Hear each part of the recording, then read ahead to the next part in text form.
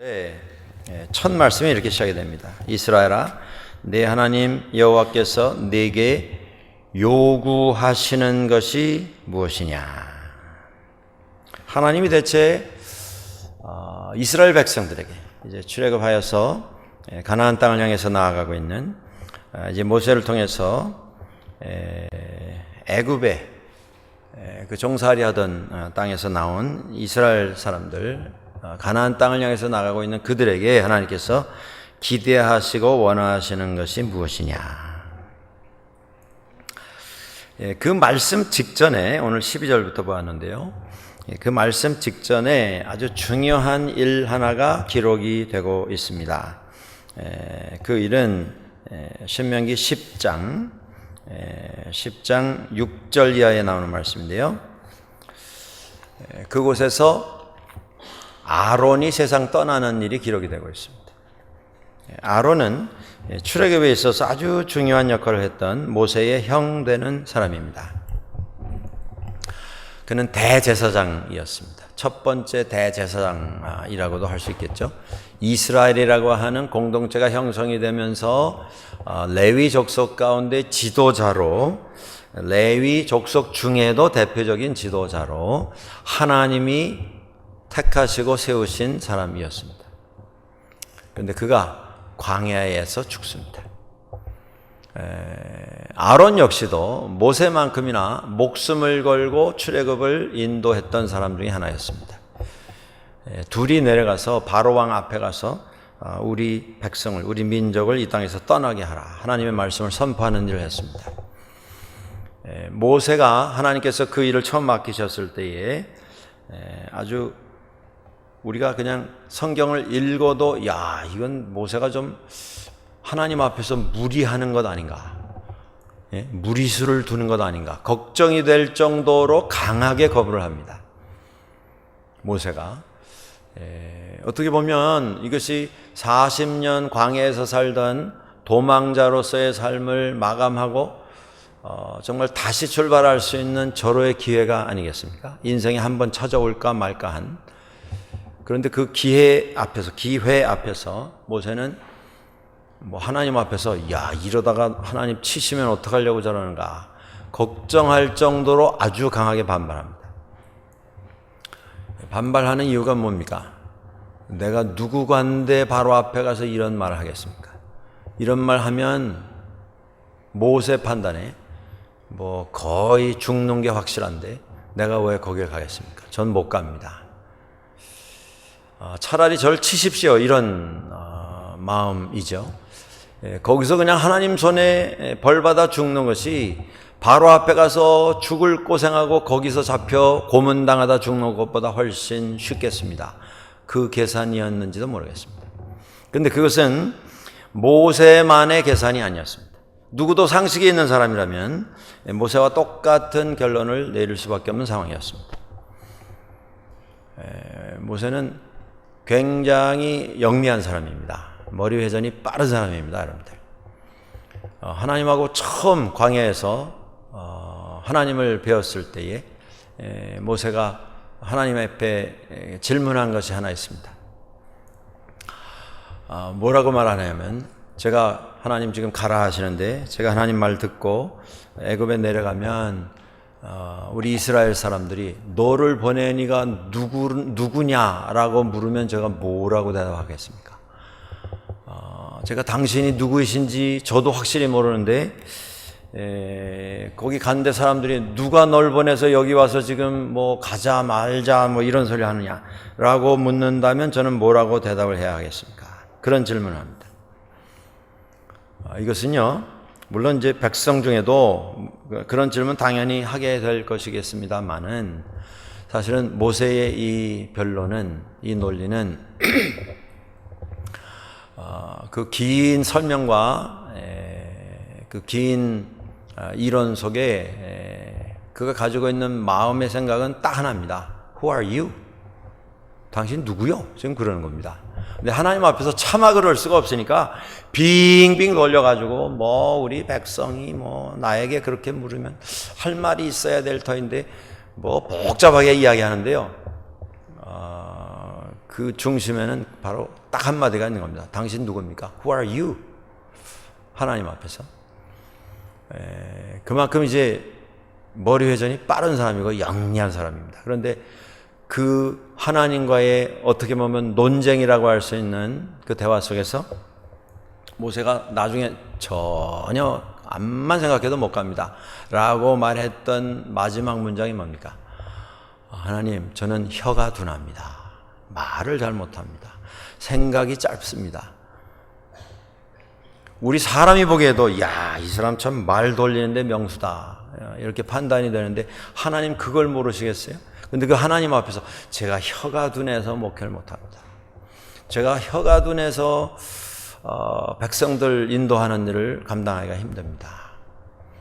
그랬을 때 하나님께서 등장시킨 사람이 아론입니다. 내가 혀가 둔하다고 그러니 하나님 웃으셨을 것 같아요.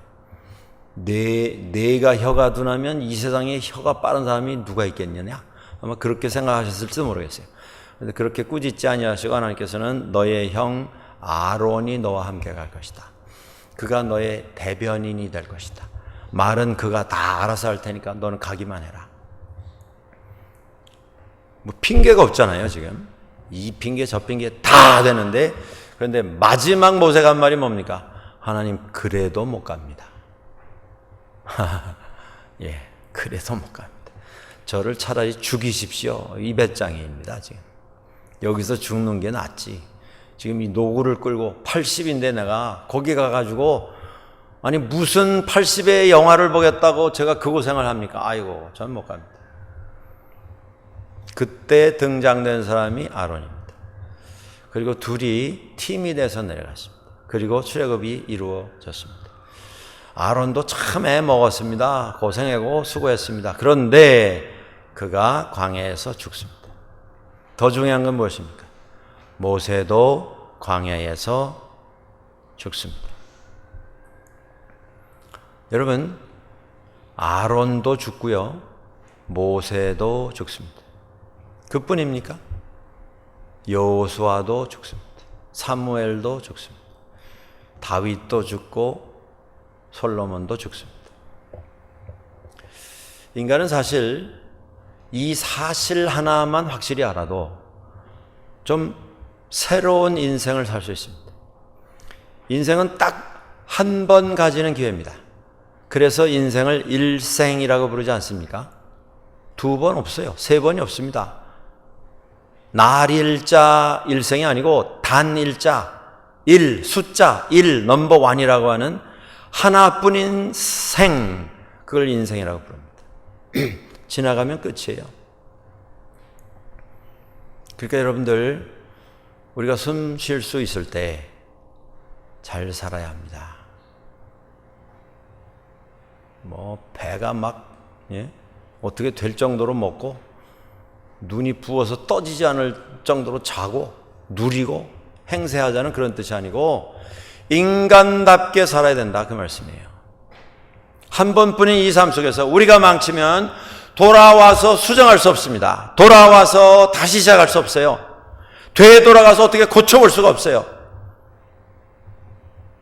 살아있을 때 잘 하셔야 돼요. 가족들에게 잘하세요. 이웃들에게 잘하십시오. 교회에서 서로에게 잘하십시오. 저는 목회자 가정에서 태어났고 이제 목회자로 제가 이제 은퇴를 앞두고 있습니다만은, 목회하면서 세상에서 제일 웃기는 코미디가 뭔 줄 아세요? 교회 와서 싸우는 거. 예. 아니 뭐 할 일이 없어서 교회 와서 싸웁니까? 여기가 뭐 하는 곳인데? 제일 웃기는 코미디가 그거예요, 저에게는. 교회 오면서 사람 미워하는 거. 뭐 하러 오세요, 그러면? 집에서 그 사람 얼굴 그려놓고 막 바늘로 송곳으로 찌르세요. 시간 낭비하지 마시고 집에서 그냥 하세요, 그 일을. 왜 여기 와서 싸웁니까? 왜 여기 와서 미워해요? 그 마음 바꾸지 않으면 우리는 이곳에 들어올 자격을 잃어버리게 될 것입니다. 그렇습니다. 다 사람은 죽을 운명을 가지고 태어났습니다. 그러니까 살았을 때 잘 하셔야 돼요. 나중에 꼼짝 못하고 말도 못하고 눈도 못 뜨는 거기서 후회하시고 누구 불러와라 오라 가라 이러지 마시고 숨 끊어지기 전에 그분은 반드시 보고 내가 사과를 해야 되겠다 그러지 마시고, 제가 한번 여러분들과 함께 나눈 적이 있습니다만 저는 목회하면서 세상 떠날 때 그런 분들 몇 분 만났어요. 그 돌아가시면서도 민폐더라고요. 제가 보기에는 그분 세상 떠나시기 전에 한 30명이 불려갔어요. 30명이 줄줄이. 근데 불려간 분들이 다 장로, 권사, 목사인 저도 불려갔죠. 당연히. 메시지가 뭐였냐면요, 죄송합니다 목사님. 아니 멀쩡할 때 그 말을 왜 못하시냐고요. 그리고 천국처럼 살면 얼마나 행복하게 몇 년이라도 지내실 수 있을 터인데, 그러고 일주일 후에 떠나셨어요. 떠나시기 일주일 전에 사람 불러대는 그 마음, 안타까운 마음은 알겠지만 그게 얼마나 정말 속상하고 얼마나 안타까운 모습입니까? 그러니까 우리가 좀 숨 쉴 수 있을 때, 그래도 움직일 수 있을 때 좀 잘 하시자고요, 서로에게. 예. 좀 부족한 거 있어도 인생이 한 번인데, 네? 우리가 얼마나 노력해야 완벽해지겠습니까? 부족한 게 있어도 조금 용납하시고, 좀 마음 상한 거 있어도 조금 용서하시고 화해하십시오. 저 인간이 나한테 화해 하나하나 어디 내가 두고 볼 거다. 그러다 세상 떠나시면 그게 원한이지 뭡니까? 그거 품고 하나님 앞에 가시겠어요? 교회뿐이 아니고요, 가정에서도 마찬가지. 세상 이제까지 살아오면서 내가 뒤돌아보며 곰곰이 생각할 때에 내가 그 사람만은 내가 마음에 용납이 안 된다. 그런 사람이 있거든. 지금 푸셔야 됩니다. 왜냐하면 아론도 죽고 모세도 죽습니다. 다윗도 죽고 솔로몬도 죽고 박철순도 죽습니다. 여러분도 마찬가지입니다. 살아있을 때 좀 잘 하실 수 있기를 바랍니다. 그리고 12절에 말씀이 시작되면서 하나님께서 요구하시는 게 있습니다. 여호와께서, 내 하나님 여호와께서 내게 요구하시는 것이 있다. 우리 사람들은 서로에게 기대하는 게 있습니다. 요구하는 게 있습니다. 그것 때문에 사실은 상처가 만들어져요. 마음 상하는 일이 생깁니다. 내가 보기에 이 사람은 마땅히 이렇게 해야 되는데, 내가 보기에는 말도 안 되는 행동을 한다, 이런 생각을 가지고 있기 때문에 저 사람은 100번 1000번 내 앞에 와서 무릎을 꿇고 용서를 빌어야 될 사람인데 용서는커녕 눈도 하나 깜짝대지 않는다. 그것 때문에 사실은 마음의 상처가 있는 겁니다. 여러분들 혹시 제일 가까이 계신 분에게 여러분들이 기대하시고 혹은 요구하면서 기다리고 있는 게 뭐가 있는지 모르겠습니다. 그걸 내려놓으셔야 우리는 평화를 누릴 수가 있습니다. 실제로 있었던 일입니다. 제가 본인에게 이 이야기를 들었어요. 복권을 맞은 분이 있었습니다. 1000만 불이 넘는 큰 복권을 맞았어요. 한 장 샀는데 그게 맞았어요. 여러분들 복권 사면 지옥 가나, 그것 때문에 시험 들지는 마십시오. 저는 목사지만 여러분 복권 사시겠다 그러면 사시라 그래요. 대신 한 장만 사십시오. 여러분 복권 10장 사면 10장이 1등 되는 거 보셨어요? 10장이 1등 되면 상금을 10배로 줍니까? 내가 10장 샀는데 10장 다 맞았어요? 1등에? 그러면 10조각을 내서 하나만 주는 겁니다. 그러니까 하나 이상 되면 그건 바보짓 하는 거죠. 복권이 요새 얼마인지 2불입니까? 3불입니까? 그거 사놓고 일주일 동안 꿈꾸는 거잖아요. 이거 맞으면 저 신우가 이번에 뭐 몰개지가 많다고 뭐 지난번에 와서 고민을 하던데 돈 빌려달라 그러면 어떡하나. 그럼 고민하잖아요, 괜히. 이 집을 팔면 어디로 이사 가야 되나. 1등 맞으면. 괜히 한 2, 3불 내고 그 꿈 꾸는 겁니다. 그거 하려고 복권 사는 거지. 그거 맞으려고 사는 사람이 누가 있어요? 대낮에 벼락 맞는 확률보다 더 적은 확률이 복권 맞는 확률이라고 하는데, 근데 이분이 한 장 사는데 그게 맞았어요. 1,000만 불이 넘도록. 제가 이전부터 알던 분입니다. 아주 시골에서 가난한 집에 태어나서 농사 짓는 집에서 어떻게 해서 카나다에 오신 분이었어요. 복권 맞으니까 그 가운데 한국에 있는 형제분들 제일 먼저 생각이 난 거죠. 부모님이 세상 떠나신 것 같고. 그래서 복권 가운데 100만 불을 가지고 고향에 가셨어요, 이분이. 형제들하고 이제 나누려고. 가서 이제 상황을 다 이러저러해서 제가 이런 일이 있었습니다. 그래서 우리 형제들 생각이 나서 이번에 이렇게 돈을 가져왔는데, 이거 다 좀 가족들 나눠 쓰시면 좋겠습니다. 뭐 다 시골에서 농사 짓고 있는 분들도 몇 분 계셨어요. 그러니까 그게 얼마나 정말 신기한 일입니까? 생각도 못 하던 일인데. 근데 이분이 집안의 막내예요. 아들만 뭐 7인가 그런 집안인데. 그리고 이제 일이 좀 잘 진행이 됐으면 좋은데, 맏형님이 있으신데, 그 집안에. 이분이 막내니까 뭐 열 몇 살 차이가 나는 분이에요. 근데 그분이 얼굴이 영 편하시질 않더랍니다. 맏형께서. 이제 이렇게 저렇게 해서 다 돈을 분배를 하고, 제 그냥 성이니까, 그저 뭐, 막내의 선물이라 생각하시고 좀 받아주십시오. 이렇게 했는데, 그 형님이 막 얼굴이 이상해지더니 막 화를 내시더라는 거예요. 그러면서 하시는 말씀이, 아버지가 일찍 돌아가셔서 형님이 뭐 집안에 수고를 많이 하셨던 모양인데, 형님 말씀이, 내가 너를 어떻게 키웠는데, 예? 이거 가지고 되냐? 어림도 없다. 이렇게 나오시는 거예요. 너 막내를 위해서 내가 어떻게 애를 쓰고 어떻게 수고를 했는데, 내가 너를 어떻게 키웠는데, 이거 가지고 어림도 없다.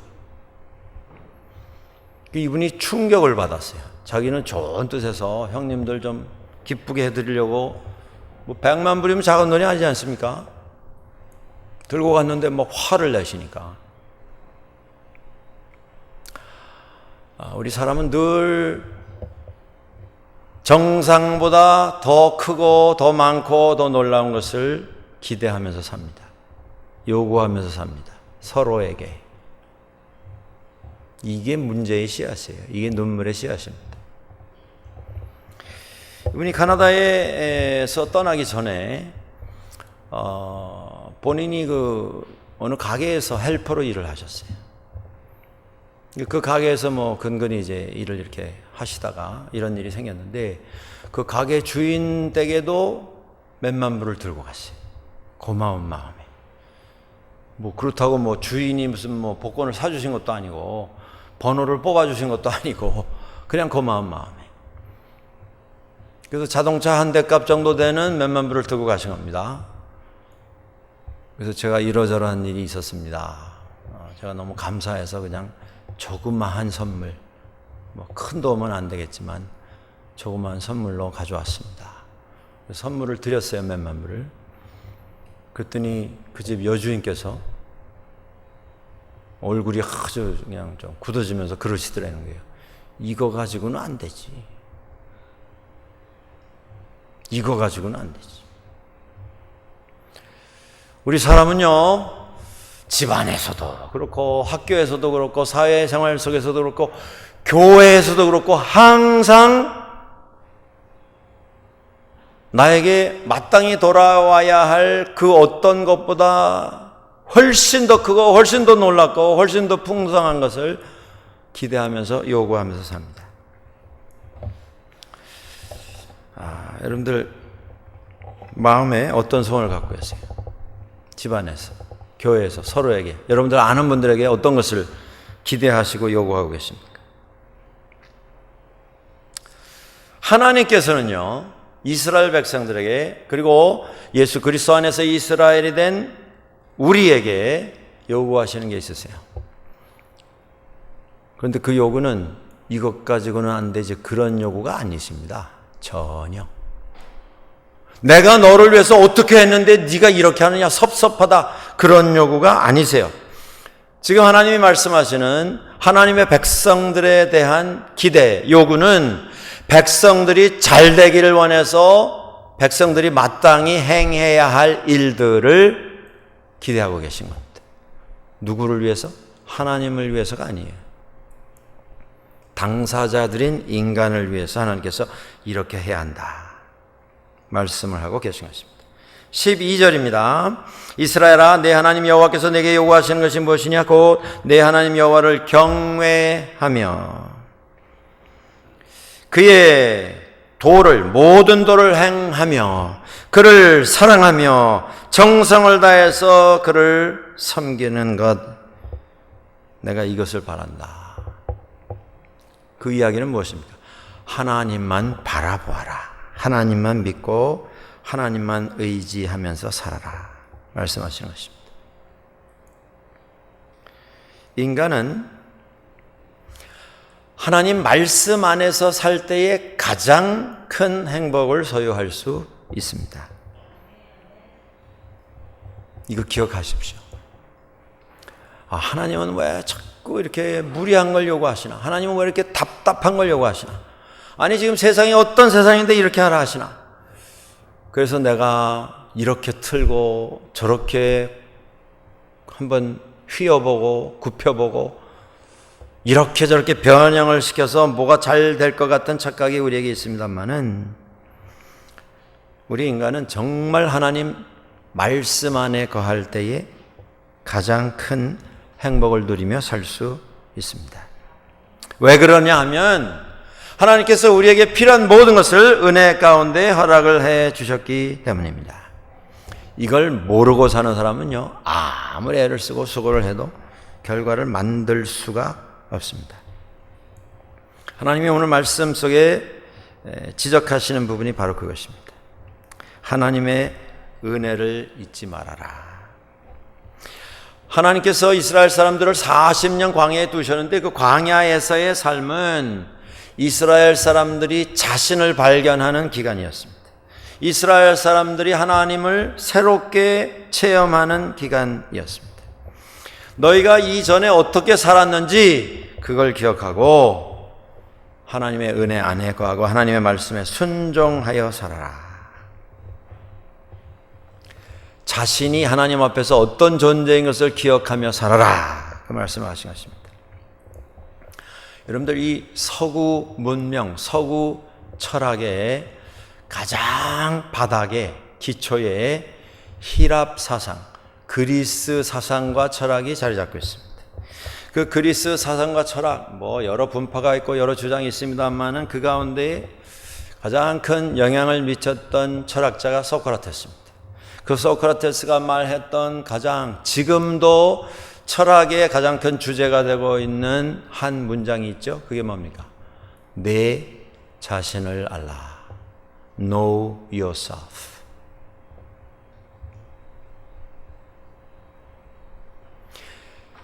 소크라테스는요, 지금부터 2400년, 500년 전 사람입니다만은, 제가 그가 살던 시대에 살지 않았기 때문에 자세한 건 모릅니다만은, 그는 아마 그렇게 말하며 살았던 것 같아요. 왜냐하면 그 말로 소크라테스가 그렇게 유명해졌기 때문에 수많은 제자가 그 유명한 소크라테스 밑에 와서 철학을 배우고 변론하는 것을 배우고 말하는 것을 배우고 생각을 키워갔습니다. 그런데 매일 제자들에게 잔소리하는데 이 선생 소크라테스가 하는 말이 그거였다고 합니다. 내 자신을 알라. 선생님 어쩌고 저쩌고 하면 내 자신을 알라. 내 자신을 알라. 그 제자들이 좀 아마 sick and tired, 좀 짜증이 났던 것 같아요. 한 제자가, 간이 큰 제자도 감히 소크라테스 선생에게 이제 저항을 하면서 그렇게 물었다는 거죠. 아니, 맨날 내 자신을 알라 그러시는데 선생님은 그럼 내 자신을 아십니까? 그랬더니 소크라테스가 그렇게 대답했다 그래요. 나는 내가 내 자신을 모른다고 하는 거는 알고 있다. 나도 내 자신 모르는데 나는 적어도 내 자신이 나를 잘 모른다고 하는 사실은 알고 있다. 그 정도만 알아도 세계에서 제일 유명한 철인이 될 수 있어요. 현자가 될 수 있습니다. 문제는 뭐예요? 내가 내 자신을 모르고 주제넘게 말하고 주제넘게 행동하고 주제넘게 판단하고, 이게 문제입니다. 하나님이 말씀하시는 것 바로 그것입니다. 다른 것 말고 하나님만 바라보아라. 내 자신이 누구인가를 알고 하나님 말씀에 순종해라. 두 번째 하나님께서 요구하시고 기대하시는 게 뭐냐면, 살면서 자신을 알고 자신을 안 후에는 겸손하게 살아라. 교만해지지 말아라. 그 말씀입니다. 하나님만 바라보고 그저 말씀 앞에 겸손한 모습으로 살아라. 이스라엘이 된 것은, 이스라엘이 애굽에서 나와서 광야에서 40년 고생을 했습니다만 그 이후에 약속의 땅에 들어가게 된 것은 그들이 잘나서가 아니었습니다. 특별했기 때문이 아닙니다. 뭔가 앞으로, 지금은 아니지만 앞으로 할 수 있는 어떤 가능성을 지녔기 때문도 아닙니다. 이유는 딱 하나였어요. 그건 뭐냐면, 하나님께서 이스라엘 너희의 조상 아브라함과 이삭과 야곱과 그의 아들, 그의 후손들을 사랑하시기로 결정하셨기 때문이다. 하나님이 은혜를 베푸셔서 야곱의 자손들을 당신의 백성으로 선택하셨기 때문에 너희가 택함받고 이스라엘 땅에 들어가게 되는 것이지, 너희가 잘나서가 아니다. 절대 착각하지 말아라 말씀하셨습니다. 16절에 그런 말씀이 나옵니다. 그러므로 너희는 마음의 할례를 행하고 다시는 목을 곧게 하지 말라. 여러분들, 예수 믿는 사람들은 예수 믿는 것 때문에 우습게도 교만해지는 경우가 많이 있습니다. 하나님에 대해서 많이 알았어요. 오래 믿었기에 많이 여러 가지 것을 알고 있습니다. 그것 때문에 교만해지는 경우가 있어요. 교회 안에서 정말 코미디 중에 코미디가 또 그겁니다. 2편. 신앙 때문에 교만해지는 거예요. 그러니까 오래 믿을수록 조심하셔야 돼요, 우리가. 오래 믿었으면 더 많이 덕을 세워야 됩니다. 더 많이 희생하셔야 돼요. 더 많이 섬기셔야 돼요. 그런데 그게 오히려 거꾸로 돼서, 내가 오래 믿었기 때문에 당신보다 많이 알고 잘 알고 깊게 알고, 그러니까 내 말 들어라, 이렇게 되는 경우가 있습니다. 정말 웃기는 경우가 어떤 경우냐면요, 어떤 분이 나는 한국에 이러한 교회에서 신앙생활했다. 그게 또 자랑이에요. 예? 당신 아무개 교회 다녀봤어요? 나는 그 교회에서 다녔어요. 그 교회에서 세례받고 그 교회에서 직분 받았어요. 어떤 분은 막 염려를 하세요. 나는 지금 이런 교회 나가는데 당신은 무슨 교회 나간다고요? 그런 교회도 있습니까? 걱정스러우시죠. 예? 내가 다니는 이 교회 다녀야 천국 갈 수 있는데 당신 그 교회 다녀가지고 그 교회 출석해가지고 천당 갈 수 있을까? 막 그런 표정. 그건 신앙이 아니에요. 미신이지.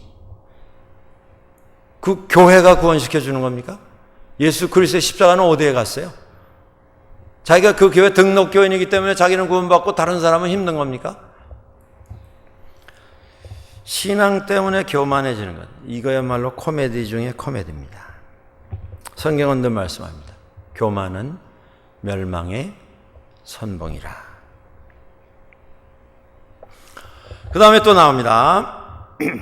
17절에 너희 하나님 여호와는 신 가운데 신이시며 주 가운데 주이시며 God of gods, the Lord of lords, 모든 신과 모든 주 가운데 가장 으뜸이 되시는 분이시고 그분만 하나님이시다, 그 말씀이죠. 크고 능하시며 두려운 하나님이시라. 사람을 외모로 보지 아니하시고 뇌물을 받지 아니하시나니. 그 하나님 앞에서 인간적인 생각, 욕심 가지고 다른 계산하고 복잡한 계획 세우는 일을 하지 않도록 해라. 이방 종교는요, 다 신을 빙자해서 유익을 얻는 것에 초점이 맞추어져 있었습니다.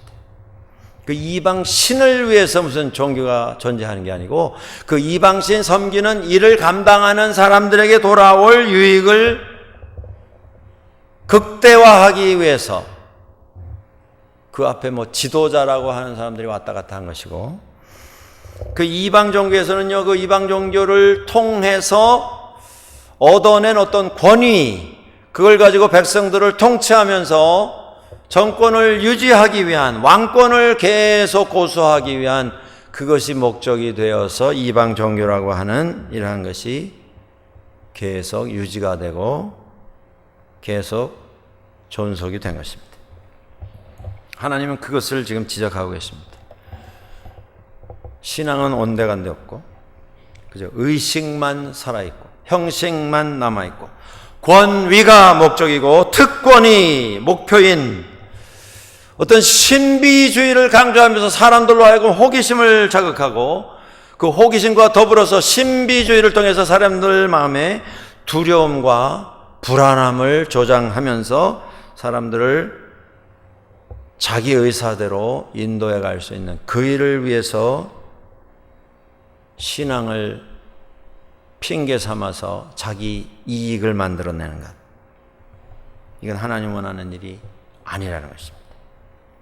결국 여러분들, 이 세상에 있는 하나님 섬기는 신앙 외에 다른 모든 신앙은요, 물질주의가 목적입니다. 거기서 만들어지는 유익, 이익, 이득을 뽑아내기 위한 것.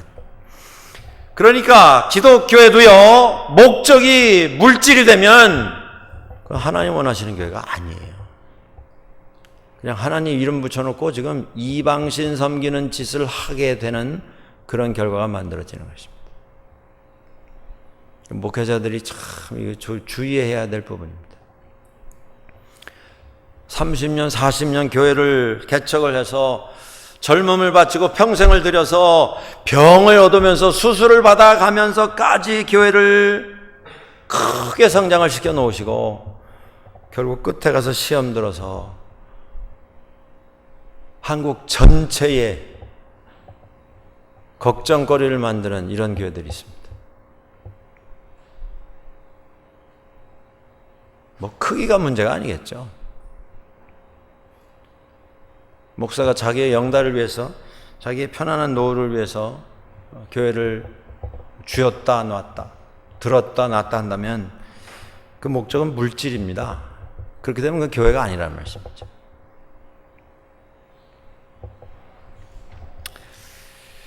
하나님 앞에서 세상적인 생각, 계산이 가득 채워지는 이런 모습으로 하나님 앞에 서지 말아라, 그 말씀입니다. 하나님이 원하시는 것은 우리의 진정한 마음입니다. 순수한 생각입니다. 믿는 사람들도 똑같습니다. 어떤 문제가 생기면 그 문제를 해결하기 위해서 그 문제의 조건을 바꾸려고 하는 이런 경우가 참 많습니다.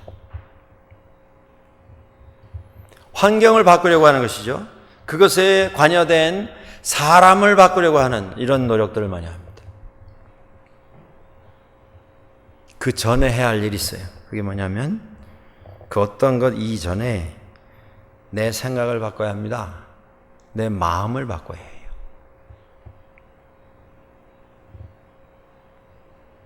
교회를 바꾸고 목회자를 바꾸고 다 바꿔도 문제가 해결 안 됩니다. 왜 그렇습니까? 내가 안 변하기 때문에. 내 속에 있는 생각이 바뀌어야 돼요. 그러니까 다른 생각으로 가득 채워져 있으면 주변 조건, 환경 다 바꿔도 변화는 없습니다. 그냥 시간만 조금 지나가면 똑같은 일이 다시 반복될 뿐입니다. 하나님 앞에서 의식, 형식, 권위, 내 이득, 물질 이것 추구하지 말고 하나님께 마음을 드리고 하나님 앞에 순종하라고 하는 것입니다. 그 끝에 오늘 본문에 이런 말씀이 나옵니다. 고아와 과부를 위하여 하나님은 정의를 행하시고 나그네를 사랑하여 그에게 떡과 옷을 주시나니 너희는 나그네를 사랑하라. 18절입니다. 그러면서 이렇게 말씀하세요. 너희도 옛날에는 나그네였었다.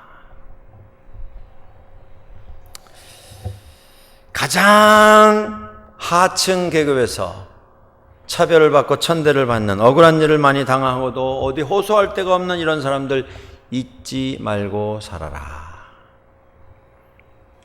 하나님은 그들에게 관심을 가지고 계신 분이십니다. 사랑하는 여러분들, 우리가 이 세상 살면서 삶이 편해지는 것은 은혜입니다.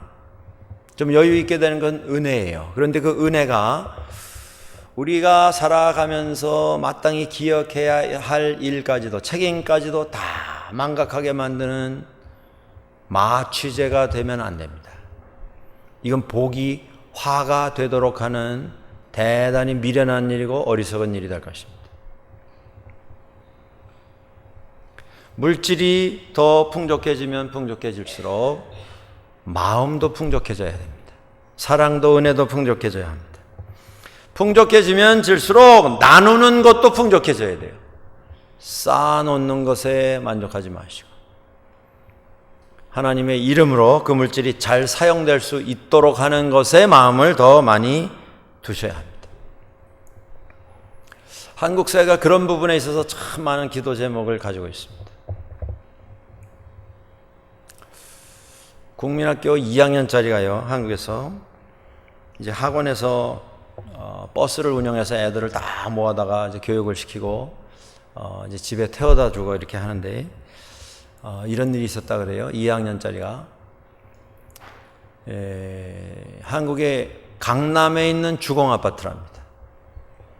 그 뭐 어느 지역 하면 사람들이 그 지역 그 뭐 굉장히 그 선호하는 지역이고 뭐 좋은 지역이고 하는 지역인데 이제 애들이 아파트 돌면서 동네마다 이제 몇 명씩 내려주는데 거기 뭐 좋은 집들은 뭐 몇십억씩 하는 집들이 있지 않습니까? 아파트인데 그런 집에 이제 뭐 사는 애들 그리고 좀 그렇지 않은 이런 동네 아파트에 사는 애들도 같이 탔겠죠. 그런데 이제 처음 지어진 주공 아파트가 아직도 있는 그런 동네도 같이 있답니다. 거기 와서 애들을 내려주는데 그 아주 번듯한 집에 살던 그 어린아이가 뭐 2, 3학년짜리니까 뭐 8살, 9살짜리인데요. 그 꾀재재한, 오래돼서 꾀재재한 주공 아파트에 이제 와서 친구가 내리는데 걔한테 그러더래요. 야, 이거 니네 집은 왜 이렇게 꾀재재하냐? 예? 이렇게 큰 집도 이 동네에 있냐? 그러더라는 거예요.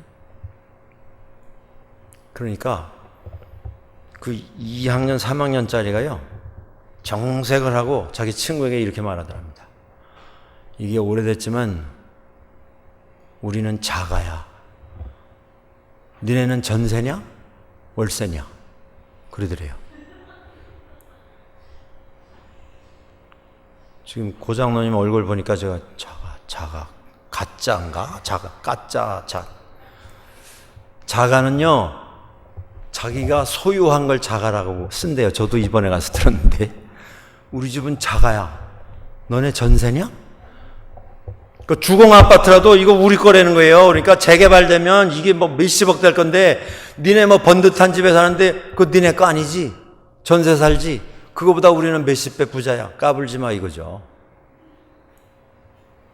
애들이 이런 거 가지고 구분하고 이거 가지고 차별하고요. 이게 너무 밖에 있어요. 어린아이들이. 그런 얘기 들으셨죠? 왜? 한국에도 이게 자꾸 집값이 올라가니까 이게 이렇게 해가지고 서민 못 사겠다. 그래서 렌탈 아파트를 월세 대여 아파트를 정부에서 지어서 이제 한 달에 얼마씩 내고 이렇게 사는 분들이 생겼는데 그 지역에 분쟁이 일어나는 거예요. 여기는 뭐 굉장히 비싼 아파트인데 그 길 하나 건너면 건너편에는 월세 내는 아파트. 그러니까 막 차별을 두는 거예요. 같은 학교 다니는데도 애들 저쪽에 사는 애들하고는 사귀지 마라 이러고, 이쪽에 아파트에, 비싼 아파트에 사는 그 아파트에서요 담장을 막아버렸어요.